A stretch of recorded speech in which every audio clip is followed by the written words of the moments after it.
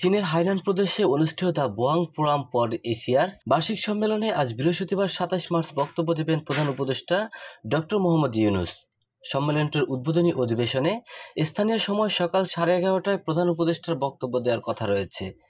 বক্তব্য দেওয়ার পর দুপুর 2টায় দেশটির খাদ্য ও কৃষি সংস্থার মহাপরিচালক কুদোয়াং ইউ ডক্টর ইউনূসের সঙ্গে সাক্ষাৎ করবেন।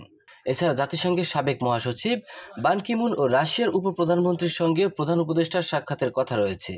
এদিকে বোয়াং ফোরামের পাশাপাশি তিনি বিশ্বখ্যাত এবং চীনের বড় বড় কোম্পানির প্রধান নির্বাহীদের সঙ্গে বৈঠক করবেন বলে আশা করা হচ্ছে।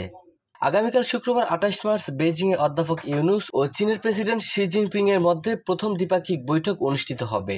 সে বৈঠকে দ্বিপাক্ষিক স্বার্থ সংশ্লিষ্ট বিষয়গুলো নিয়ে আলোচনা হবে। পরদিন ২৯ March doctor Mohammad Yunus Peking বিশ্ববিদ্যালয়ে বক্তৃতা দেবেন। বিশ্ববিদ্যালয়টির প্রধান উপদেষ্টাকে সম্মানসূচক ডক্টরেট ডিগ্রি প্রদান করবেন।